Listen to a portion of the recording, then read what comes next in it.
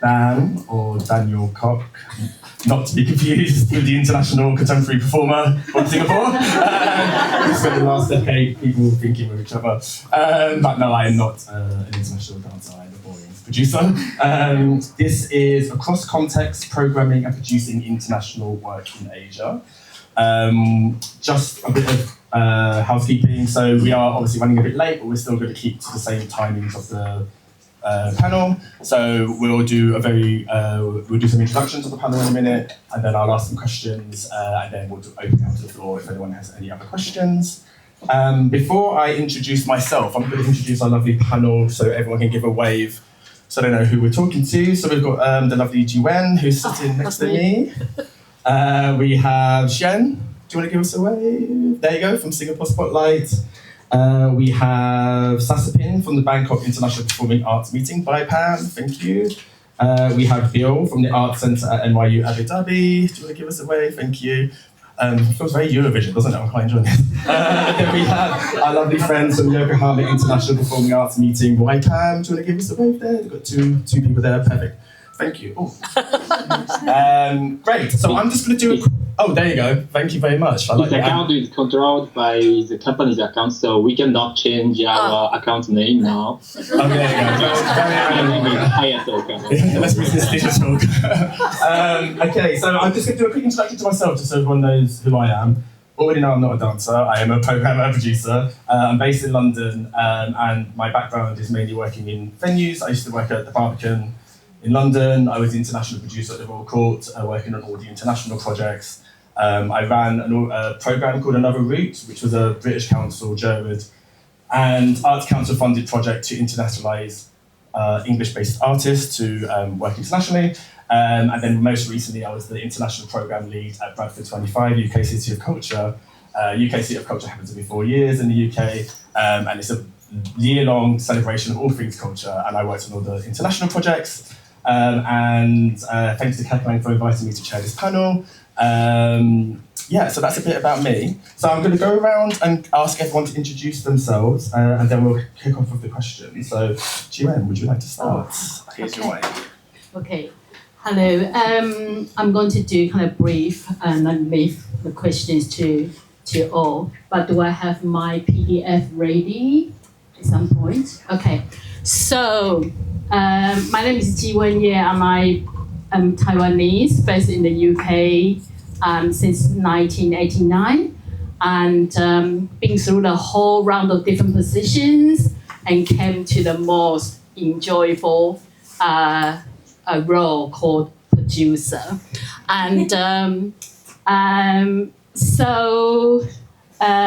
I'm Jiwen, and basically, I see myself as a bridge connecting artists with artists, artists with venues and festivals, and organizations, where I can see the passion and the vision and how I can help them to realize their work.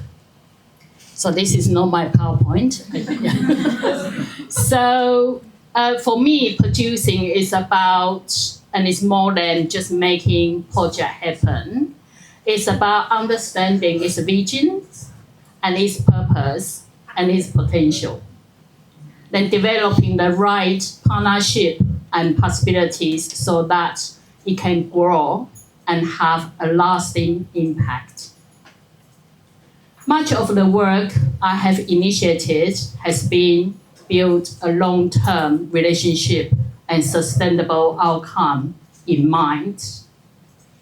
In the recent year, our children have grown up, and I have also begun pursuing a long-hauled dream combining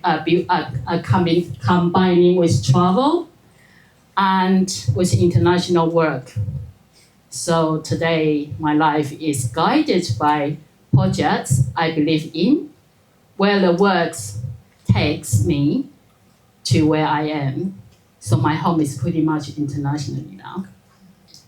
And I am always excited to meet new collaborators, discover different perspectives, and explore ideas that can connect people across culture cultures and communities.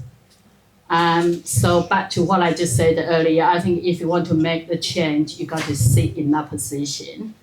I think that's my quick introduction for myself, and I will be do a bit of showcase and talk about how my work has leading in like kind of international stages and the artist building case studies and a platform which I am now nurturing, reshaping in Taiwan for the international connections. But I will do this a little bit later when Dan asks the questions you want to ask us. I think that's slightly more relevant rather than doing a presentation now. Thank you. Thank you very much. Should we pass to Shan in Singapore? Would you like to share a bit about yourself? Hi everyone, I'm Shen. You can hear me fine, right? All good. Yeah, I'm from Singapore. I'm based in Singapore, but I've been touring for the past, I would say, 4 or 5 years now, since COVID. Things started opening up after COVID. Of course, not as experienced as Jiwen, but I think it's really, I think what Jiwen said was right. You just need that spirit and intention to make things happen. I represent the Singapore Spotlight, which we have been going to the Fringe. Last year was actually our first inaugural year. I actually have some slides, but I think like Jiwen said, maybe later on when there's some kind of discussions or questions, then it might be more relevant. But basically I produced across Singapore, UK, Australia, also Southeast Asia, but also across, my background is in theatre, but since I've started touring works, I've also come across music, dance, experimental improv. So pretty much a lot of things excite me at this point in time. And I think it's very exciting because a lot of Singaporeans actually don't really think about touring, even though it's such a small country. Maybe because we're such a small country, so we just do a show, and we do have a lot of resources here to do shows within Singapore, but touring maybe it's a bit more difficult as compared to somewhere like Australia or the UK where you can do regional tours. For us, maybe it's a bit harder across, for example, you want to do a Singapore, Malaysia, Thailand tour. But it's something that I'm interested to explore more as well. Singapore Spotlight actually is a small collective, a ground-up kind of initiative that we started, like I said, last year. I think we really emphasize on the independence, being inclusive, and also the international aspect, bringing that to Singaporeans and just opening up that possibility to people and letting them be aware, because they never know what is out there until you actually go out there. In Singapore Spotlight currently, we have done stuff in Edinburgh. Also, we're looking to expand to the Australian festivals as well. And I think the interesting thing about Singapore is that because we're an English-speaking country in Asia, it's kind of an easy gateway for people, English-speaking artists, to come and just test out their ideas in Asian context. So I think that's pretty much a brief intro to what I do in Singapore. If you have more questions, I'm happy to answer them. I do have to leave on the dot at 1/2 the hour later. So so if I disappear suddenly, you can still contact me through my contact from Hull or something. Yeah, thank you very much. Thank you, Shi. I'm going to pass over to Sasipin now. Hi, thank you. I prepared a presentation, but I think it might be too heavy, so I might just speak and then go through it quickly, and I'll show you a video so that's more interesting. I'm Sasapin Siriwanin. I'm based in Bangkok, Thailand, and I am an artist myself in performing arts, but also independent producer, a curator, and I think most colleagues know me as the artistic director of BIPAM, or Bangkok International Performing Arts Meeting. I can share a little bit about that. Okay, I think hope you can see it. Yes, you can see that. Can you give a thumbs up? Yeah, great. Thank you. Yeah, so this is BIPAM, Bangkok International Performing Arts Meeting. We are a Southeast Asia focused performing arts platform. And this is a corporate presentation, so don't mind the boring details. This is what we do really. This is just set out like 10 years ago that we wanted to be the gateway for performing arts in Southeast Asia, and we ended up doing many things with our friends and colleagues and peers in Thailand and Southeast Asia. We began in 2017 with organizing the meeting itself, the International Performing Arts meeting. And it was annual until COVID, and then we became biannual after COVID. But we don't do just the international meeting. We make many initiatives, and we also provide sometimes services to other organizations. So we do many, many things. The list is long, but I can maybe summarize that among the things we do, they fall into the categories of incubation for artists and also practitioners, young producers. We also do curation. We do project management, exchange programs, facilitation, network building, and also we have started this year to do some delegations where we invite some, emerging or established artists or producers from Thailand to attend other festivals in the region or abroad. This we have just been able to do this year and not before. This is our team. That's the whole of BIPAM. There's only the 5 of us, women, and 5 arts management from mostly theater backgrounds. And these are some pictures from the past meetings in 2017. This is one in 2018. The program is a 5-day program, and it's filled with lots of discussions. We curate conversations, panel discussions, but also we have open calls for some open topics. And we would curate performances as well with heavy focus on Southeast Asia. We do some from 4 or 5 performances to 7 or 8 performances a year, depending on the budget we get. This is the edition in 2023.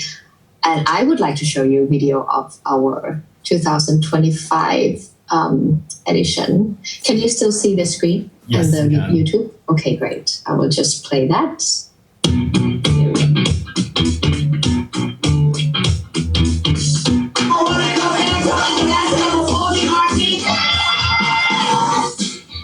All the videos just disappeared. But we can still hear the music. So maybe you can visually describe it for us as you watch it. Oh, it's back. Oh, did I lose? Oh no, it's come back up now. So if you press play, you should be able to see it. Okay, That's okay. go on.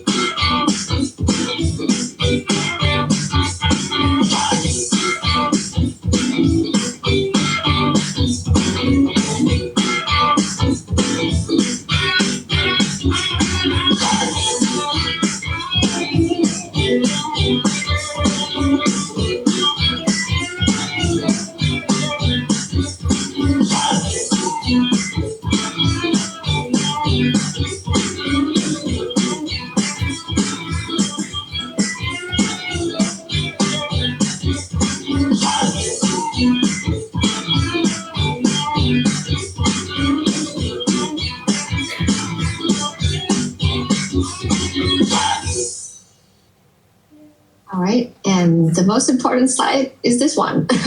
We're going to be 10th year next year already, and our next edition is in March from 10th to 14th if you'd like to join. I'll end my little introduction here and we'll come back for conversation later. Thank you. Thank you, Sasha. That looks amazing, and congrats on your 10 years. So everyone put it in your diary, we're all going next year together, yes? Let's make a promise. Great, so I'm going to pass over to our friends in Yokohama, if you'd like to take the mic. Thank you. Hello, my name is Ryo Tabaka, and I'm one of the program officers at YPAM, Yokohama International Performing Arts Meeting. And I joined the team in 2021, and now I oversee their networking and meeting programs. And today I'm joining this session online from Yokohama with my colleague Hayato. Okay, I'm going to give you a quick introduction to YPAN, and let me share my screen now.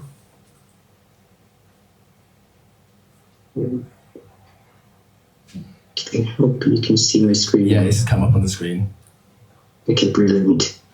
So, YPAN is a platform where performing arts professionals from Japan and overseas come together to share ideas, thoughts, and experiences through performance and meeting programs.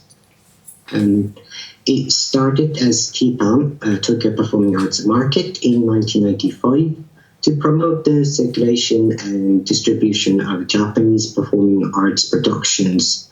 But around 2005, TPAM began to focus more on the international exchange of contemporary performing arts.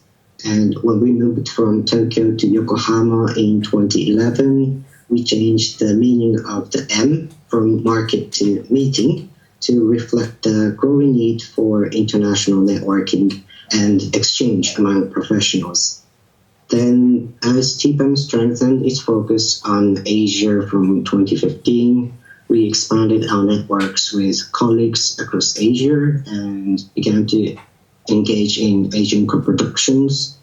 And in 2021, we reorganized the platform and changed its name from TPAM to YPAM. So the Y stands for Yokohama.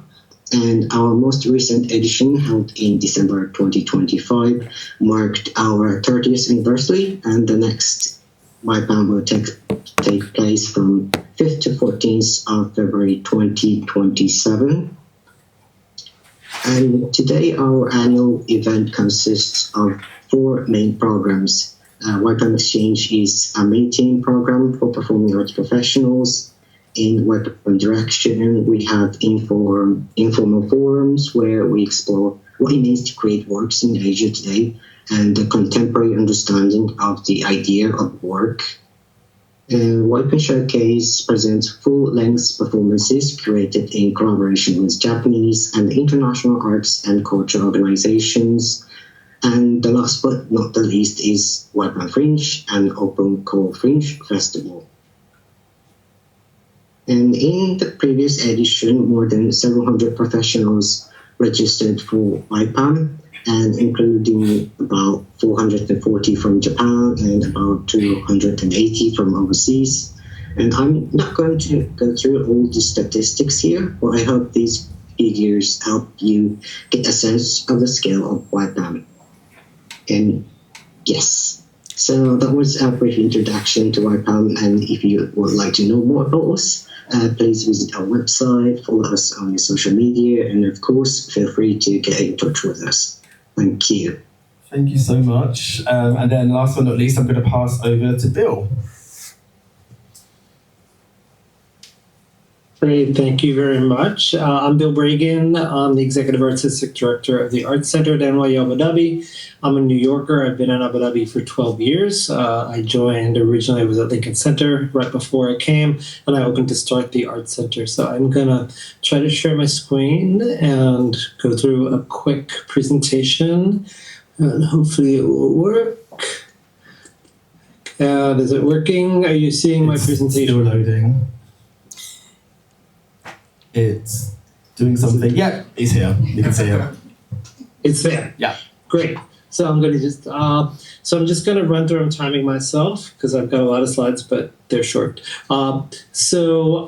First, the question of why is Abu Dhabi in an Asian arts meeting, just to kind of frame where we are in Southwest Asia, next to Saudi, just below the Strait of Hormuz from Iran. You might have heard of that strait recently, and just across the Indian Ocean from India. So we're very much situated in Southwest Asia. The country is just over 50 years old. It was founded in 1971. Pre-oil, it was very much a sleepy fishing village, and it's had very, very rapid transformation over the past 50 some odd years to the sort of postmodern city that you see today.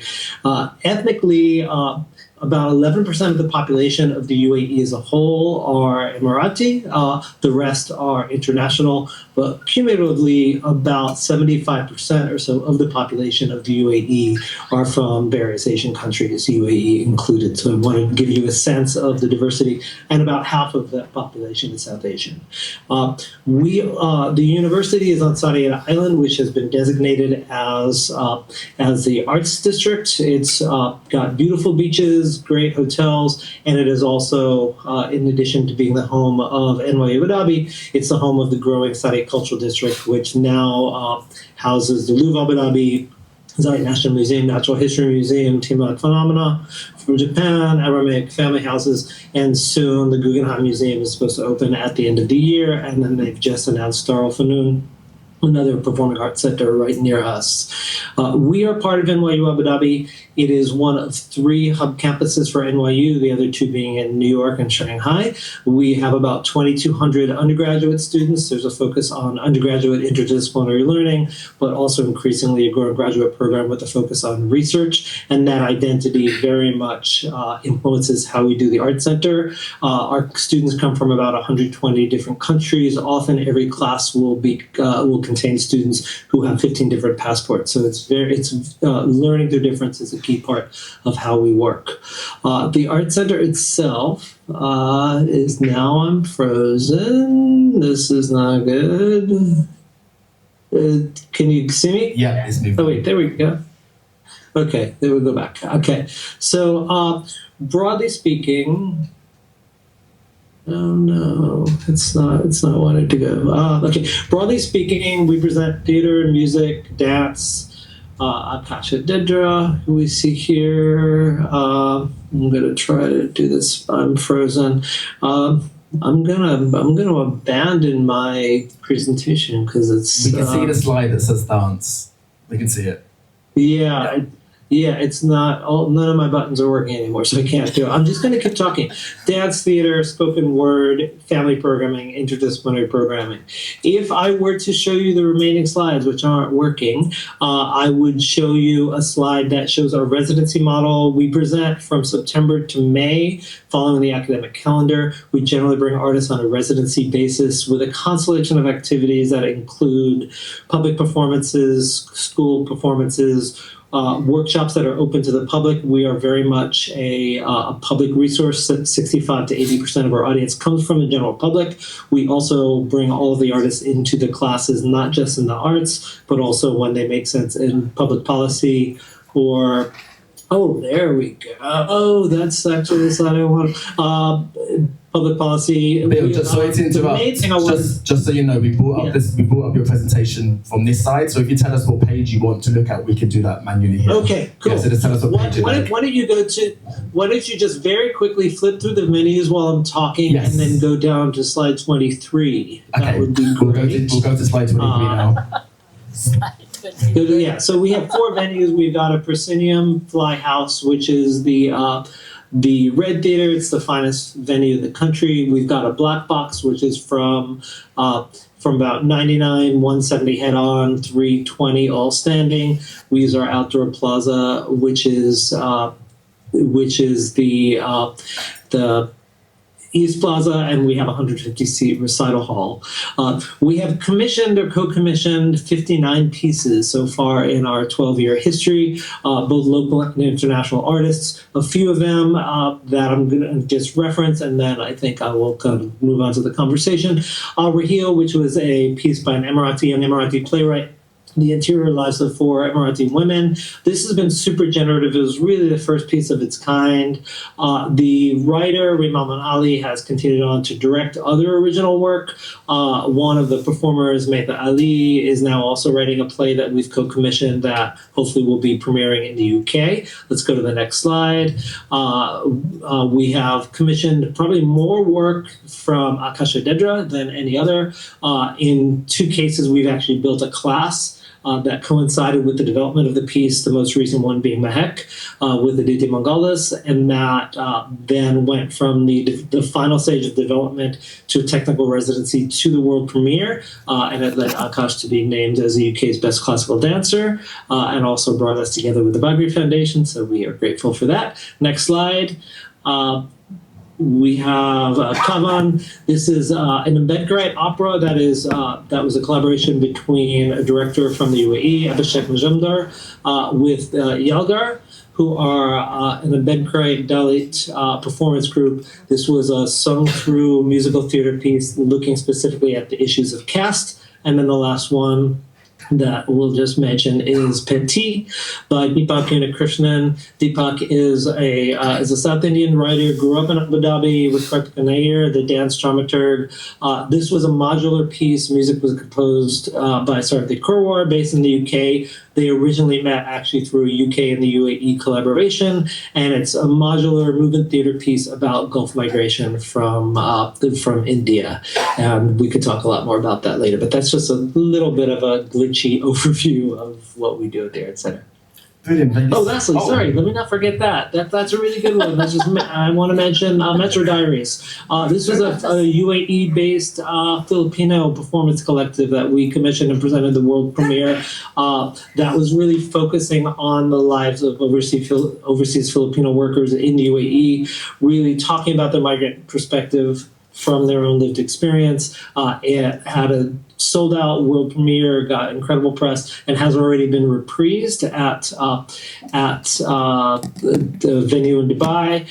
This is a piece that grew out of an artist development platform that we have called Namu, which we've been doing for 4 years. We've been working with about 46 artists from a variety of disciplines, variety of backgrounds, to kind of develop their own professional skills so that they can mount work just like this. Ultimately, that is also leading us into what we hope is going to be a future Fringe festival. So we can talk about that as well. That's the last one. Thank you so much. Thank you so much. What a great panel.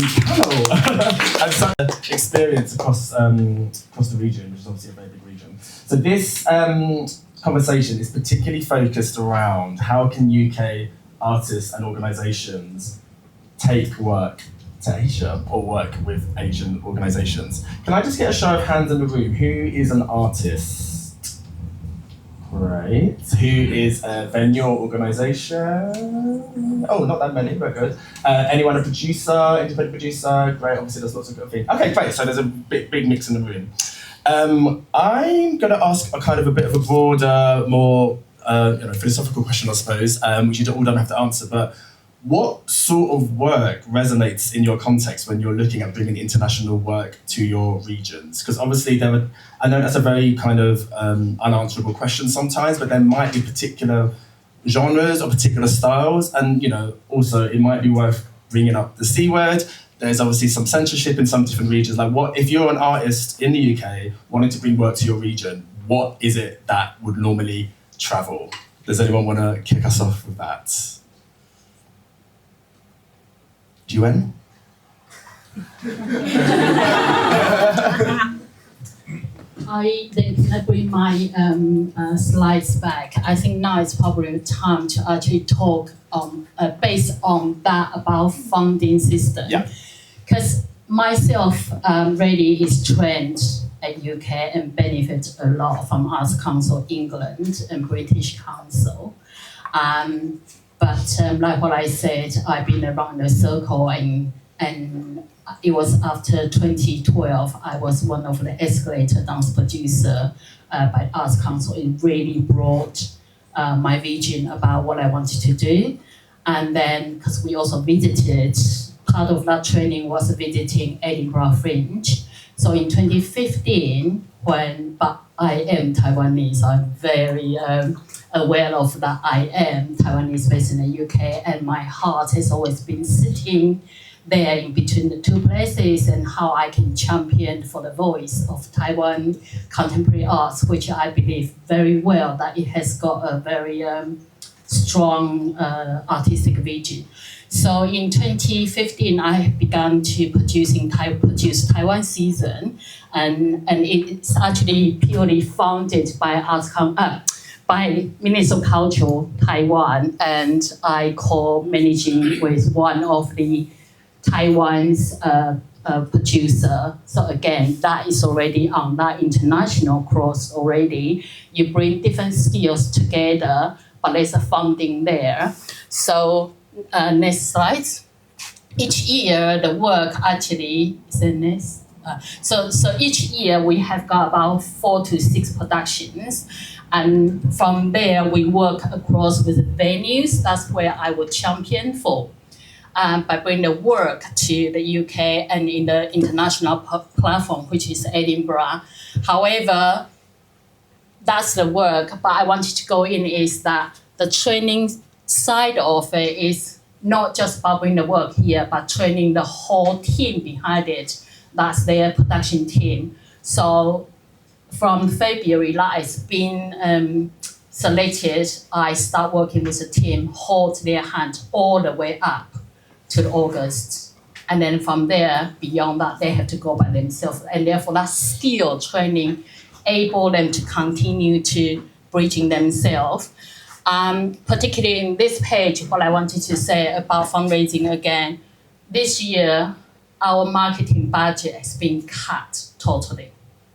So what do you do as a producer? Again, challenge comes there again. So we work internationally. So we work internationally to use resources sharing, and then we all have each other's showcases on our flyers. So that's about continuing to meet the challenge on funding side of it. If funding isn't there, what do you do? So we have teamed up with Fringe Society, and that's where Made in Scotland is. So it's not just all about Asia, about Taiwan, but it's about sharing resources that we are working on. And the next slide. From there, how do we bring the collaborators together? It's pretty much what I do and how we continue to work from that platform. In 2019, we had a floating flower showcase in Air Fringe. And in 2020, the pandemic happens, everything shut. We did not stop. We continued to meet that challenge. We brought work on site. That's where this collaboration started and realized with Dance Space in Edinburgh. The work then happened between Taiwan and Scotland. And because it's pandemic, again, we work different routes into it. We did not bring the whole company there, but we have artistic exchange happened. So each company had their artistic choreographers working with one and the others, and we use that sustainable work and resources continue to make things happen. So choreographers work with that country's participants, and likewise the other one. In 2020, it happened in 2022 and 2023. The work continued to generating the resources. And between each country, not just funding, not just British Council's funding, not just about Ministry of Culture's funding, but communities support in kind and toward in 2 different places. This work, in the end, is called Infinite Project that meets BBC in Scotland. And that's what I'm talking about, the sustainable model and how the work should continue to build on the impact on that. And the last slide, please. So continue to go. So this production I brought to Taiwan last year, and that came from working with Dance Space with that last project. Jai Dance Platform is a nurturing platform, and when we say nurturing platform, we mean emerging artists. She's 83, and also young artists who just came into the field. We then work with regional county Bureau Center to raise funding across 3 sites in Taiwan, and also work with dance company themselves to bring this piece to Taiwan. Actually, not last year, it's this year, this April. And the funding actually going through because it's a great work. It always come back to work. It can't be about the artist. If the work can't sell, it doesn't matter who you are. However, of course, when you have got established artists, that's about risk-taking because they have got good reputation, and therefore funders, partners will buy into her or him to work on the work. However, for us, it got to be about work, and for me as a producer, it got to be about the work and how I would support the work. Not because she's 83. 83 is absolutely phenomenal, but it's this piece of work that really connected to the community, that is really inspiring, and it made a bang in where I brought it to in Taiwan. So funding actually happened really quickly because I based in England, and I know there's Made Scholars funding behind the scene. I know they fund onwards touring, and I know how I can work in Taiwan, knowing Taiwan well enough, combine both resources, and make this touring happen in 6 months. And when we talk about international touring, we're talking about 2 years ahead of it. So this production literally happened this April. Can we go ahead, 2 slides ahead? So in terms of being in the UK and also in Taiwan, I have been nurturing Pale Ensemble Rebecca Evans. She's American, based in England, and Anarchy Dance Theatre that's based in Taiwan. So they both work on the international collaborations. It's about AI project with future folk dance. So in these resources, what we did is we know how it is in England, Arts Council, but we also know where it is in Taiwan. So we went to seek the funding in both places, but we then also make the work by going to like English folk dance, and also next page, please. So we also seek out from Kakilang. That's from producer's point of view, you know where work could actually happen and where you could nurture the work and then bring the work to where the audience is. And this is where the founders, which we have approached so far, is a 2-year production, and we are landed on year 1, which is finished in February here. But then we are, in August, this production is going to be in Taiwan. And next year, we're going to come back to England and then premiere at National Theatre in Taiwan in 2027. That's my presentation for now. Thank you, Jiwon. I think Sheen had his hands up. Yes, brilliant. Do you want to go next, Sheen? Yes. Bill also wants to speak, but yeah, I'll just speak before I have to leave my 10 minutes.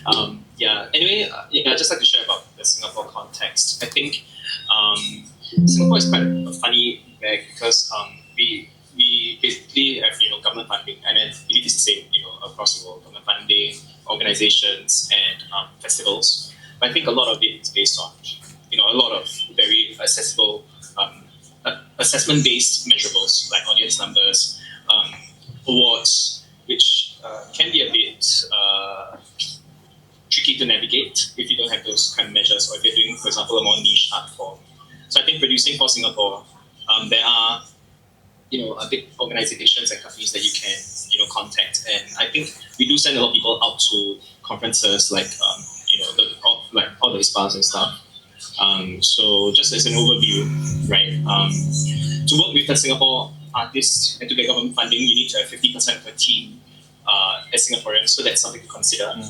If not, if you see, under organizations and companies, especially an arts house, are usually the ones that have venues and programs. So if you see them on industry lists, go approach them and talk to them. They have budget to bring people in. But again, I think Singapore it's one of those countries where censorship is a big thing. I think queer work, alternative work, alternate forms of art are a bit harder to stage in Singapore. But there are avenues, and of course, if you circumvent government funding and you do stage it independently, that's definitely possible. But I think there are a list of festivals as well, but these are kind of implemented by the organizations and companies. So, I mean, in summary, I think it's not hard to come to Singapore. It is costly. I think Singapore is one of the most costly countries to live in, especially in the region in Southeast Asia. So travel and accommodations and per diems are definitely a bit more costly in Singapore. But it's not hard if, I mean, definitely on ground contacts and all those are unavoidable. And if anyone wants to know about Singapore, I can definitely connect you to the right people, to whichever art form you do. Under organization companies, there are a bunch of theaters, dance as well. So it is possible. I think in Singapore there is appetite for arts. It's just we're kind of a nascent art scene as well. I think in terms of appetite, especially for the alternative art forms like circus and musical theatre, definitely is less developed than, for example, the UK or even Australia, or even other countries in the region, Thailand and Indonesia. So, I mean, again, we always go back to educating the audience, right? It has to be there before people can know about it. But I think it's a kind of an ongoing process for us in Singapore as well, to kind of introduce these to the audiences. But I think every time there's something exciting, definitely there's appetite. People do crave, experiences and all that. So I mean, I'm happy to talk more about Singapore if anyone wants to learn more. But yeah, I'll pass the time on to Phil. Thank you, that's a very kind offer. So the thing to offer was if you want to learn anything more about Singapore when you're connected, then just contact him. So we'll make sure your email is shared afterwards. I'm just going to pass over to Bill. Great, thank you. So our context is actually similar in many ways to Singapore. As you saw from the demographics at the beginning of my presentation, the UAE is incredibly international. The population comes from about 200 different countries. People have very, very different lived experiences. And as a New Yorker, I feel very comfortable saying that our audiences are by far the most diverse audiences I've ever presented for. And they have very different lived experiences and very different exposure to the arts. We have some people who are very savvy international travelers who go to arts festivals all over the world and have very sophisticated tastes, and other people who are coming to a lot of the work we're presenting, not only their first time seeing that artist, but seeing the genre. So we really pioneered presenting contemporary dance on a regular basis. Prior to us getting there 11 years ago, there was almost no contemporary dance. Now it's a very vibrant audience. I'm very interested in hybrid work that is cutting across different genres. And in general, our programming is contemporary practice. And because we've got different venues of different scales, we can do kind of intimate devised theater in the black box or large-scale durational live arts performance installations on public plazas. The topics that we present on try to really link with the conversations that either are happening within the community or conversations which should be happening and aren't, and the arts are a good opportunity to open those up. So given our population, migration is a major ongoing theme. Environmental and climate issues are a major ongoing theme. Gender relations are an ongoing theme. Like Singapore, we're a young country that very rapidly, as you saw in those photos, has modernized and post-modernized in less than my lifetime. And so questions around cultural heritage and how to preserve cultural heritage and identity in a very, very rapidly future-oriented society are also super relevant. So the work often deals with those kinds of cultural identity issues and navigating cultures in conversation. In general, there's a culture of modesty in the UAE. Issues of sexuality of any kind are not really considered a public topic. So in general, if there is work that is dealing with sexuality, that's an area that we shy away from.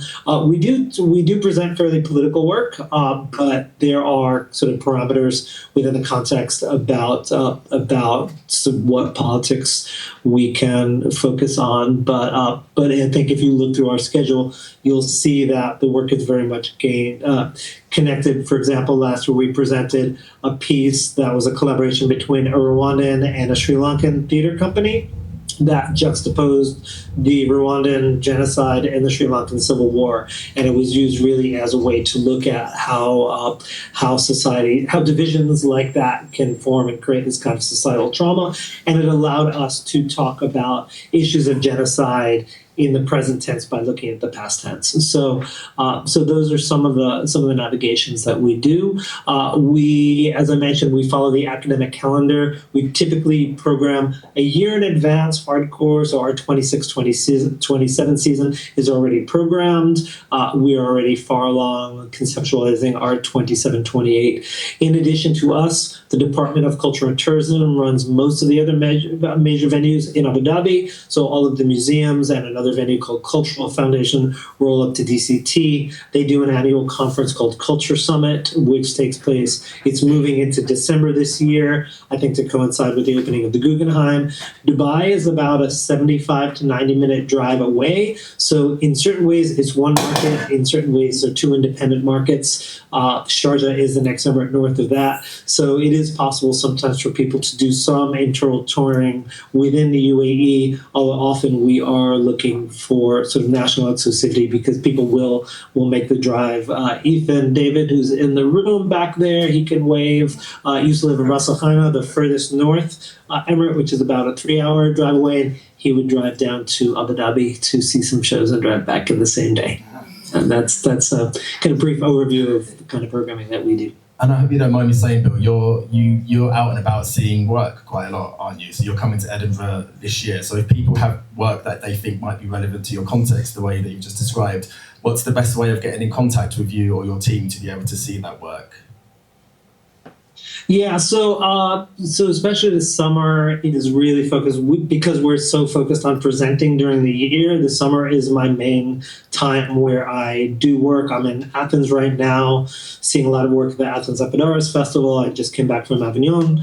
I will be at Edinburgh for 2 weeks between the International and the Fringe, and I'll see 40 some odd shows, including Taiwan season and hopefully Singapore season. So we're seeing a lot of work during those periods. The reality also is I do review a lot of work on video.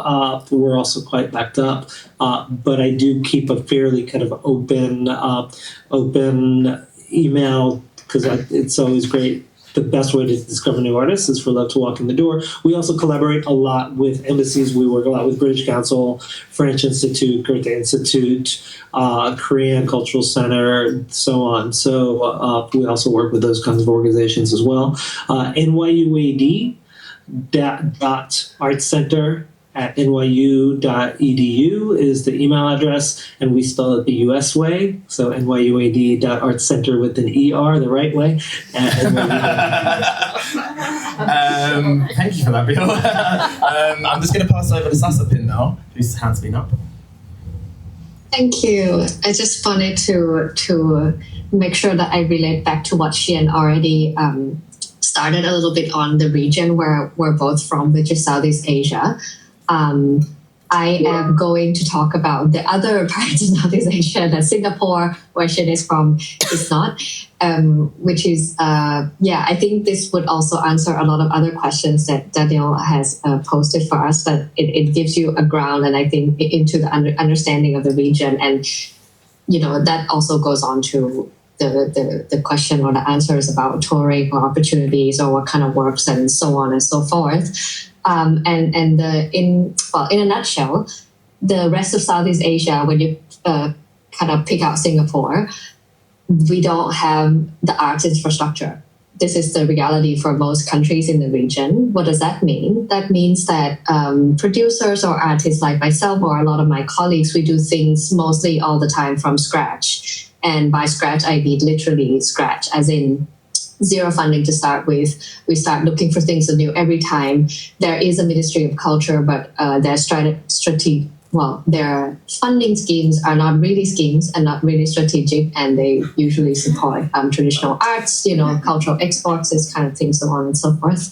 You're probably really familiar with whatever things Thailand you can see in your region, in your country. These are the things the government likes, and the things I do, which is mostly contemporary, experimental, social critique, political critiques, and conversations, digging into really juicy, spicy conversations about the region, which is also full of dictators, are not very encouraged and not very well funded. But so with that, it means that on the flip side of these limitations, we also have a lot of freedom because in Thailand, for example, BIPAM, alongside a lot of other platforms and festivals, we are all independent. That means we're not backed by the states, we're not backed by the city. Funding is very difficult. But with that, you have these people who are really willing to pretty much make anything happen if they are into it. So I would say, answering Daniel's question about what kind of works, I would actually say any kind of work could work if you could find a way or the right people to connect to and the right context to connect to, and then both you and your partner in the region or in Thailand are super convinced and really believe that it's important to happen. People here will find ways to make it happen with you, whatever that might mean. And it might not always mean money, and there are many ways to make things happen, and that also means that in the region, in Thailand also, we rely a lot on building relationships with people, with partners that we trust, because only through that then we can really build the things that we don't usually have in other established, countries with established infrastructure for the arts. So, So I think that's, in a nutshell, it's like that. And I'm happy to go on from there to answer more specific questions if you have about Thailand or Southeast Asia. That is not Singapore. Big Thank you, Sasvin. And before I pass to our friends in Yokohama, I just want to highlight, which I'm sure you're all aware of, the British Council does have a fund out at the moment called Connections Through Culture, where you can apply for up to £10,000 for a UK-based arts organisation or independent artist to work with a partner in the region. Thailand is on that list, and I'm sure you've been asked by many people, so I've been to collaborate on that, so you probably can't accept anymore. However, I'm sure if you're looking for a particular type of artist or a particular type of organisation or a particular type of venue, maybe Sasapin might be able to advise on that maybe, or know someone that would be able to advise on that if you wanted to find someone. The deadline's in the middle of August, you haven't got long, but it's a really great opportunity to be able to connect with the region, to get to know more about it. Sorry, I just wanted to say that before I pass over to our friend in Yokohama. Yes, so first of all, I can't speak for the general Japanese context, so it's only from our perspective. And to find opportunities to bring your show to Japan, I think it's more about finding the people who are responsible to the type of your work. So if you are a circus artist, you don't approach to the dance festivals or something like that. And as for YPAM, we are not limited to a specific genre. So we introduce theater, dance, music, installation, or other multidisciplinary arts. And we have also introduced various artists at different career, for example, established artists, mid-career artists, and also emerging artists. And I think it's also important to find the right context and timing, and whether your work or your project fits into a certain festivals, or your concept is relevant to the local context, I guess. And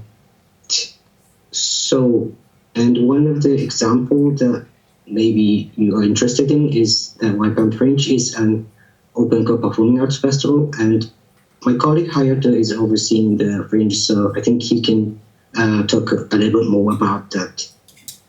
Okay, I want to explain about YPAM Fringe, and I missed my introduction earlier. So my name is Hayato Okada, and I work at YPAM together with Leo.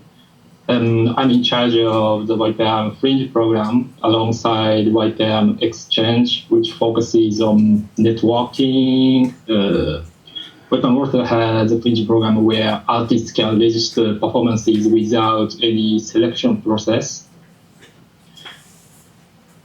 We usually have around 50 or 60 performances each year in our Fringe program.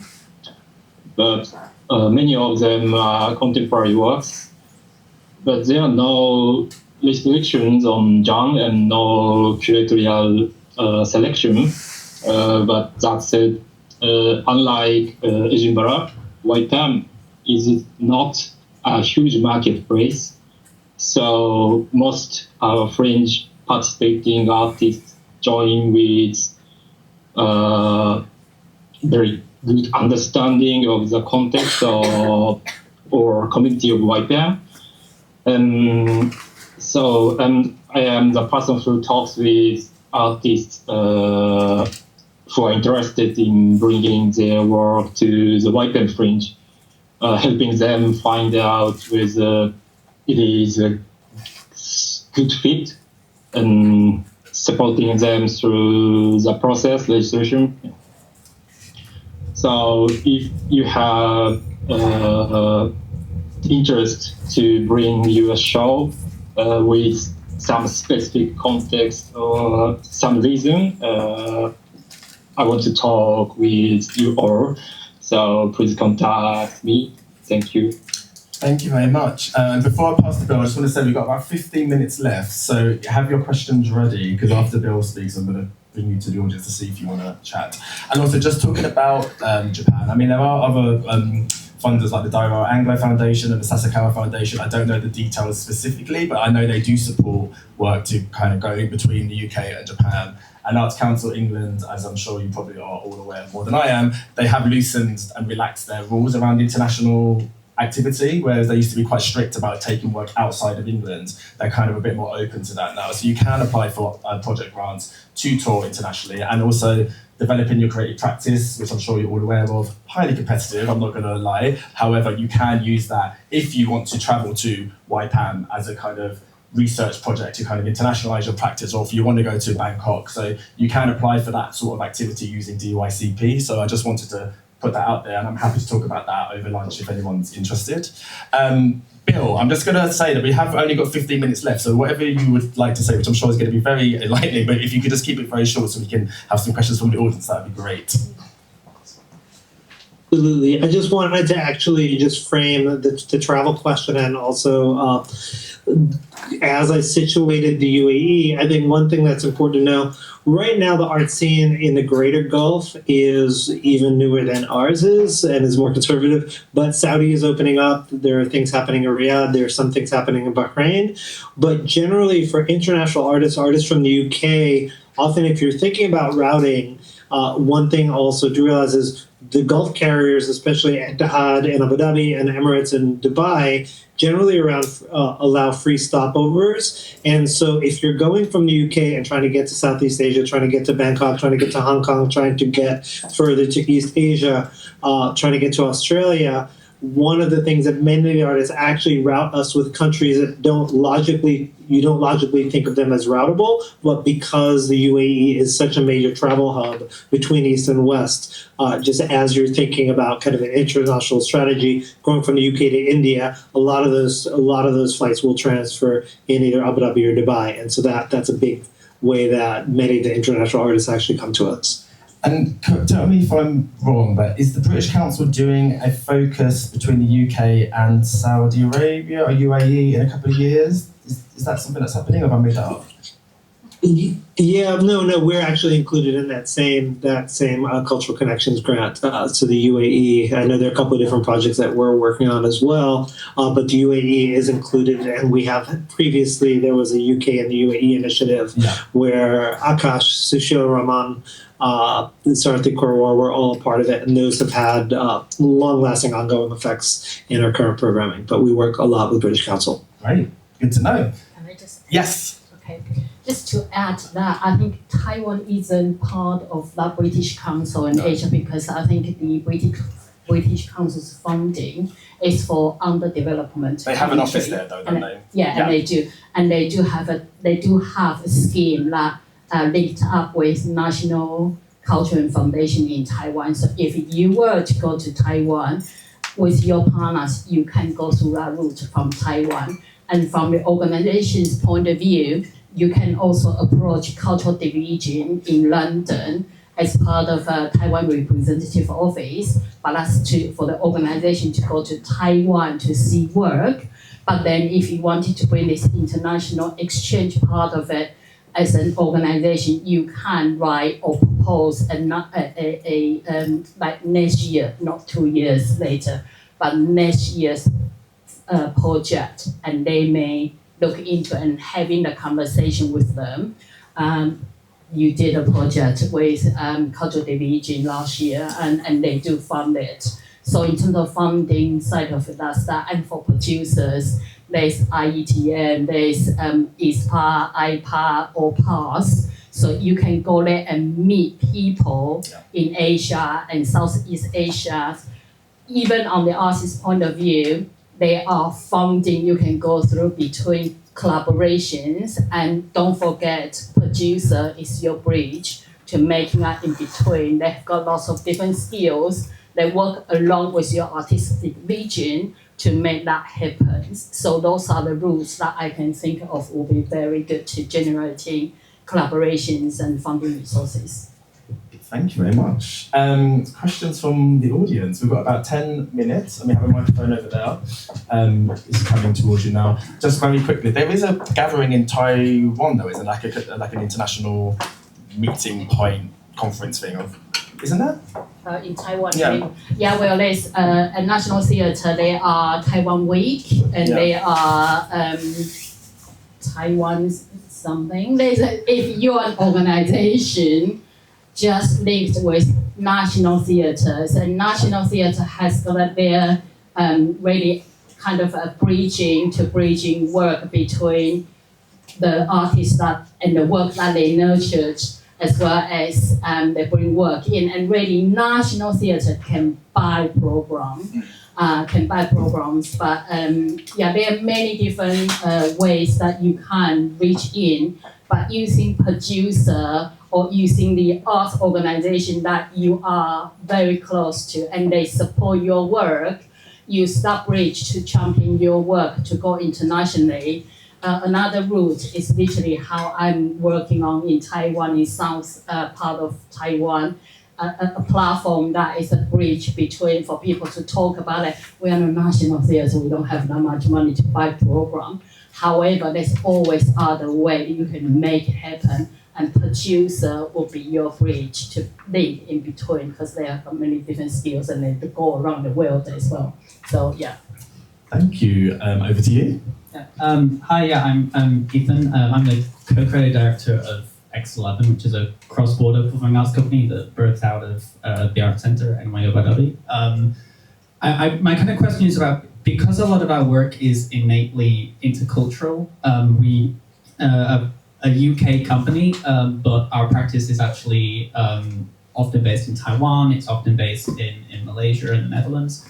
And this, when it comes to talking to venues or funders, we struggle to kind of open the conversation about how we kind of fit within the structures of who we are and how we therefore kind of fit within what the funders and the venues are looking for, because we're not cookie cutter sort of identities. Sort of either that's because we're not coming from a single place, or it's because we're not representing a very specific location. And I'm just curious about how international organizations would kind of view this idea of an intercultural company coming to a certain place to develop or present work.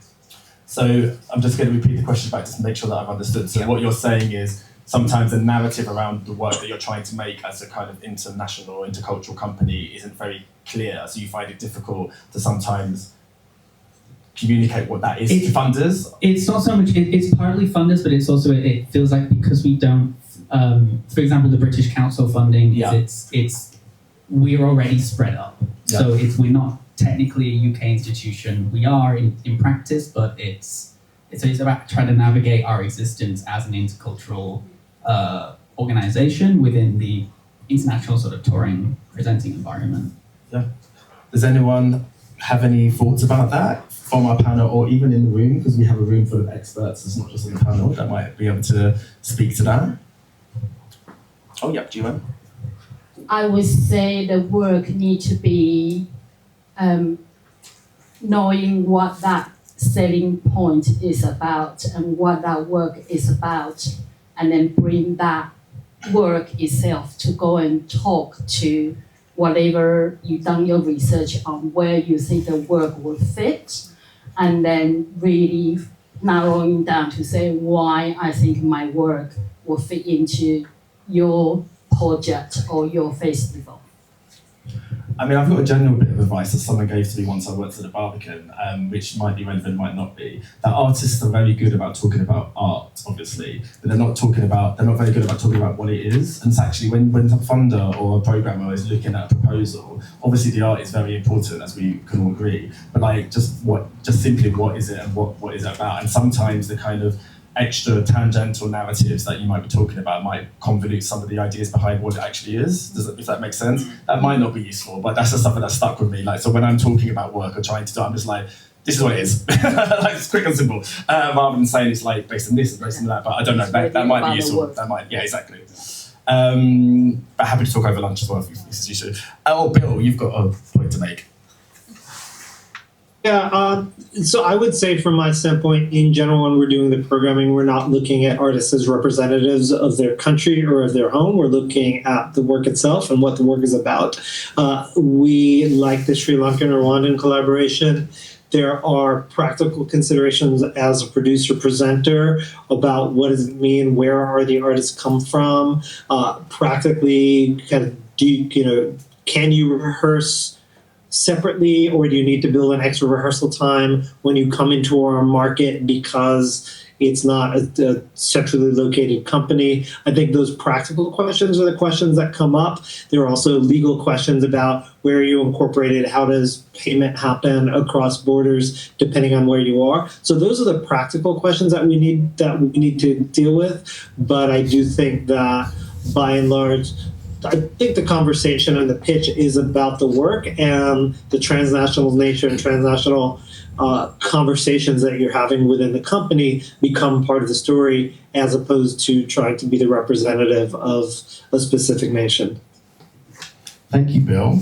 Does anyone else have a question? Yes, we have a question just behind. Thank you for sharing from different countries and contexts. It's really beautiful. I'm curious to know, in your institution or your event, which is somewhat more like meeting based, what is your priority in sustainability? As in, because in an ideal world, of course, we want to have more international collaborations, more artists, more money, more whatever, or better engagement and all that. But with the limited resources we have, at least let's say in next few years, do you see, what does sustainability mean to you? Does it mean, like, let's say, a wider range of artists going outwards or inwards, or is it the individual longevity of artists? Like, let's say they started joining the Taiwan season for a show in Edinburgh, and then you track their ongoing international exposure. Like, what does it look like to you, and maybe like a priority? Because it's interesting for me, or maybe many of us here, as in also thinking what would match it, as in like initiating a collaboration. Can I just clarify, because obviously sustainability can mean different things. Mostly as in sustainability for the artist or creative career. The career, yeah, rather than like, that makes sense. So does anyone have anything they want to speak to about that? What are your priorities in your context or your events in terms of the sustainability of artists' careers? Okay, I work with many different hats. I keep scrubbing my head because I am wearing different hats. And as you talk about Taiwan season, it really is about champion for the artists. And I wanted to say back to the focus about it is about the work itself. And therefore Taiwan season first selection is outside of the country for the transparency point of view. And so it's not about who you are, how established you are. It's about the work, whether the work can speak for itself. And therefore, after 13 years of Taiwan season, the whole Taiwan's creativities, especially in performing arts, has reshuffled. So you are not seeing the same type of people, or you think that artist is ready, that artist is ready. No, this year we have got 27 years old who has been selected by the venues in Edinburgh first, and then do a second selection in Taiwan, and her work stood out. It's not about who she or he is, it's about the work. And from there, the work can sprung out. Last year we had a project called Panagenesis, and it's been picked up by the stage, called the first top 5 young people to be looked at it. And from there, his career sprung, done program him. So then it go from there, his work, his career sprung. So all of this behind it is all about strategic thinking for producers, how you can make artists' work, not the artist, but the work really speak to itself. Doesn't matter how much money you have got, if your work won't speak, the collaboration will fall. So from that, how I see the Taiwan Season's sustainability work through strategic thinking, strategic development. Hence, we have cross countries collaboration on, if you don't have a budget, how do you market your work? It's not about let's stay there, it's thinking behind it and break the boundary of thinking. But in terms of Jiayi Dance Platform, which I'm reshaping it, is about nurturing artists' mind, not just their body. And that another route of thinking about international work is about, we actually use very little funding resources, but we bring the not regional, the delegates in Taiwan, as well as bring the 4 international delegates to come in. But with international, the aim is so the artist's work can be seen, and they career-wise, they can build up from there, they can stepping stone into it. But likewise, when I bring in the international delegates in, we have an agreement.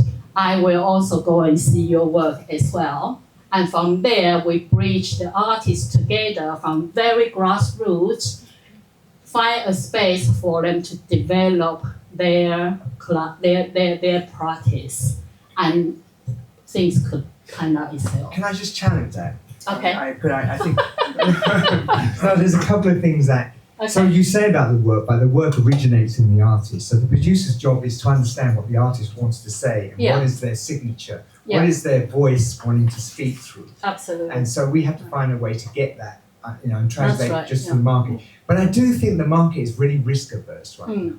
We talk about society. People do want names. They do want big things. They don't want to risk their box office. It's a very challenging environment for emerging artists there. And so there's a greater divide between people who are coming through and people who are backing the careers of artists or just backing shows. And this is the problem right now. And also understanding, you're right, the things you said, understanding the nature of the whole ecosystem of Asia, because it's much more diverse than Europe, for instance. And we see in Europe between France and Germany and UK and Spain, they're very different interests, they're very different aesthetical relevance to what work means to people. And so it is the job of the producer to make sure that their work, why would you want to bring it to a country? For what reason? Not just to get a gig and get some money, right? So there's more to it than just this. So there are big challenges that we're facing, right? And I think it's important we don't ignore those. I might need to edit after this point. Everyone's hungry. We're very, very hungry. Can I just answer that quickly? You can give one sentence. Okay, I got one sentence. So for Taiwan season, behind it is Ministry of Culture trying to support the emerging artists. That's why work is an open call. So that selection of work is artist, of course, but it's artist's work that stands out. But the thing is that in Asia, it's very good in going to stereotype of things is that I know that's my friends, that's my students, the pressure underneath, but no, let's go transparent, open call, whose work stand out. He may not have a name in Taiwan, but he can platform at Fringe. Thank you very much. That was a very long sentence. I'm impressed. Grammatically, it made sense. I saw the comment on the butts. So I was actually quite impressed. We have to come to an end, unfortunately. We could literally talk about this all day, and every single panellist, we could talk to them all day. Thank you so much to everyone on screen. I'm waving at you. I don't think you can see me, but thank you. It's been really great. Thank you, everyone.